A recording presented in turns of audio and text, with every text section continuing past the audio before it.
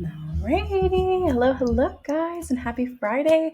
It is a couple days before my son's third birthday, and so we're doing all the things today. But I wanted to make sure that I came on and chatted with you guys because I have such a good topic. This was actually something that came up with our clients, and so I thought it would be a really good video for you guys today. So just as a reminder, on these lives, I will be diving straight into the topic and answering any questions or comments afterwards, just to keep these short for anyone who is watching live or watching the replay. So just go ahead and make sure you drop them below. But let's talk about how we burn calories, because there's a lot of confusion out there. And so people are stressing, like, should I be doing more cardio?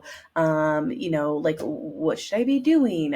Whether it is, is my Apple Watch accurate or anything like that? And so, feeling like, okay, I need to work out longer to burn more calories. And so here's the thing. So most of your caloric burn is not actually coming from your workouts, which is kind of crazy. So I'm going to break down the four main ways that your body burns calories, what actually is the most that you should be doing for fat loss and weight loss, and what is not as important as you think. And so if you are someone who's maybe been overthinking calories, or you feel like you're kind of doing everything but not seeing results, this is for you. So first, let's break down the four key ways that your body burns calories every single day. And the first and most significant is your basal metabolic rate, or your BMR. And so this is the number of calories that your body burns basically just to stay alive.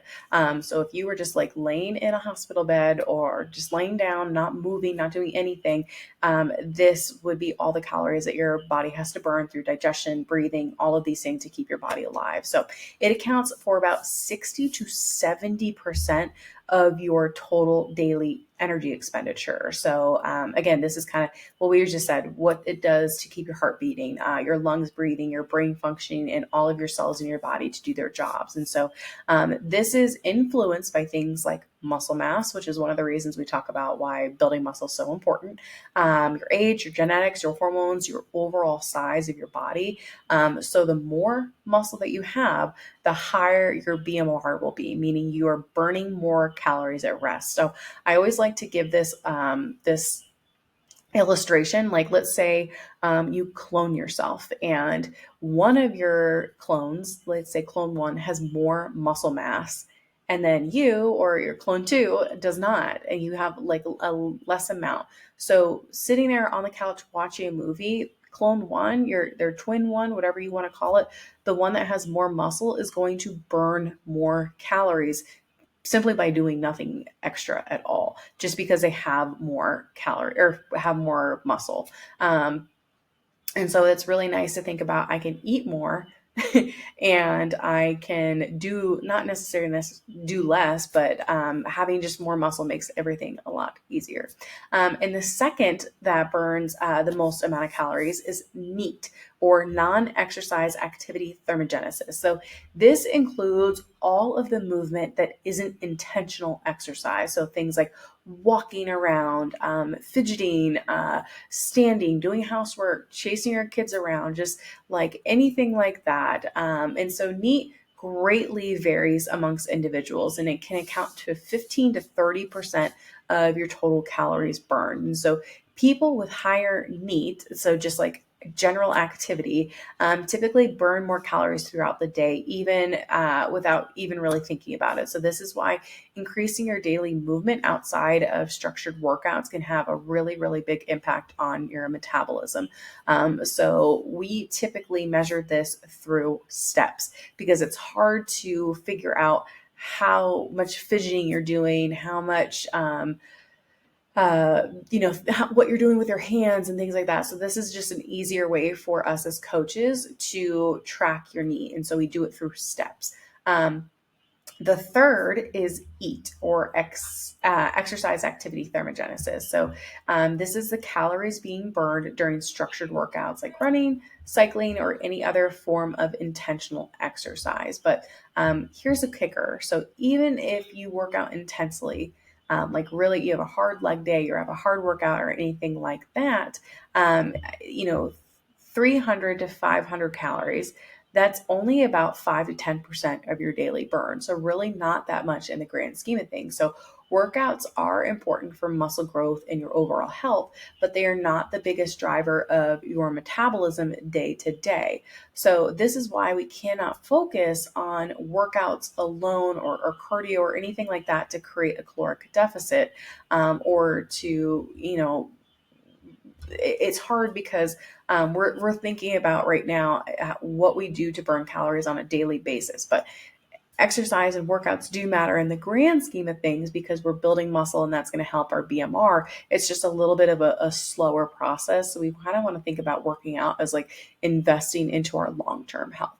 And the last is TEF, which is considered the thermic effect of food. And so this is the energy that your body uses to digest and process the food that you eat. So protein actually has the highest thermic effect of food, with about 20 to 30% of its calories being burned during digestion. So carbohydrates range from about 5 to 10%, and fats are actually the lowest at 0 to 3%. So this means that eating a higher protein diet naturally increases the calories that you burn to support muscle retention. So just something as simple as changing nothing in your diet, nothing in your exercise, but just increasing the protein that you eat can actually help you burn more calories. So, kind of nerded out a little bit there on you, but now that we know how calories are burned, we want to again talk about what matters most for fat loss. And so the biggest factor is muscle mass. Since your BMR, your basal metabolic rate, is the largest portion of calorie burn, muscle is the biggest controllable factor in BMR, which means that strength training and building muscle should be a really big priority, because you can't really, teach your body how to breathe better or digest food or anything like that. And then the second most important factor is daily movement. So again, a workout only lasts like an hour, two if you're doing something crazy. But what you do the rest of the day can really add up. So if you're not moving much outside of the gym, your metabolism is a little bit lower than what it could be. So again, we really want to find a sweet spot, because we don't want to think about, well, okay, if movement is good, then tons of movement is better, and you're trying to aim for like 20,000 steps, because something that we have to think about is your body kind of adapts to that level of activity. So when we're thinking about what we want to have as our normal, we want to think about something that is not super, super hard or crazy to do, but maybe is a little bit of a stretch. Like, for example, I typically have a walking pad. I need to make sure that I am walking for a good 20, 30 minutes a day, whether it's outside or in my house, because I am a little bit more sedentary because I do so much work at a computer. But it's not something too crazy where I have to really, spend a couple hours every single day doing. So we can go a little bit more in depth into a different live on kind of like how to set your step goal. That might be helpful. But third key factor is protein intake. So since protein has the highest thermic effect of food, this helps also preserve muscle while in a caloric deficit, and it plays a huge role in body recomposition. And then the last most important piece is consistency. So you do not need to be perfect by any means, but you do need to focus on what moves the needle the most, which is muscle, movement, and food intake. So again, not just how many calories you're taking in, or how many calories your Apple Watch says that you burn. So I want to talk about what matters least. And so typically this is what we see a lot of clients before they work with us come to us. So they're obsessing over how many calories you did, how many calories you burned during a workout or a cardio session. So again, remember, exercise only accounts for this very small portion of calories burned. So if you're trying to out exercise a bad diet, you're really setting yourself up for frustration. Second is relying on fitness trackers to measure your caloric burn, because oftentimes it isn't super accurate, whether that is a treadmill and it's tracking calories burned per, or an Apple Watch, again, saying how many calories you burn during an exercise. And so these devices typically overestimate caloric expenditure and give you a false sense of how much you need to eat.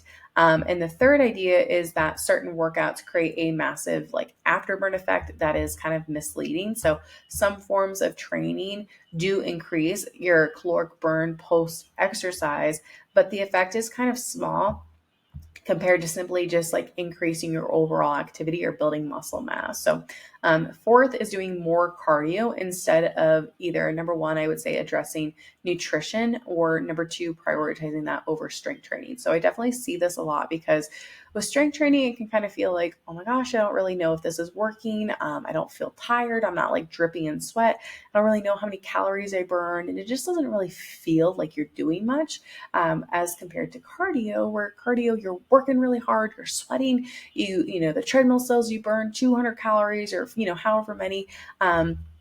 So it can feel like you want to prioritize that, but it's not going to give you as much bang for your buck in the long run. So again, you can burn 500 calories in a workout, but if you eat an extra 500 without realizing it, again, going back to our diet, you're not in a deficit. And so lastly, we want to think about the idea of having a fast metabolism, and that isn't necessarily really the point. So metabolism isn't about being fast or slow. It's about how much energy your body uses, and thinking about, okay, and you can control a huge part of that through movement and muscle mass. So just to sum it all up, because we're over 10 minutes now, is your basal metabolic rate is the biggest part of your calories burned. And the biggest way to increase it is by building muscle mass. So your daily movement outside of the gym plays a bigger role in fat loss than a lot of people realize. And, because exercise is important, but it just doesn't account for as many calories as you think. So chasing calories burned during your workout is not your best strategy for weight loss or fat loss. And protein intake supports muscle retention and has a direct effect on caloric burn. And fitness trackers are not as accurate as we think that we are. So just kind of using them as a gauge or as a tool, but not obsessing over the workouts that we burn, because that's kind of a waste of time. So I hope this helped you understand your metabolism better. Definitely go ahead in the comments and let me know below, or if you have any questions. And if you're ready to stop kind of guessing and really focusing on what actually moves the needle, really figuring out how much you need to be eating or what you should be doing to lose weight and lose fat, definitely send me a message, and I'd love to help you create a plan that actually gets you results. So I'm going to hop off here. We have a lot of party planning to do for Colton's third birthday tomorrow, but I hope you enjoy this, and I will see you guys next week.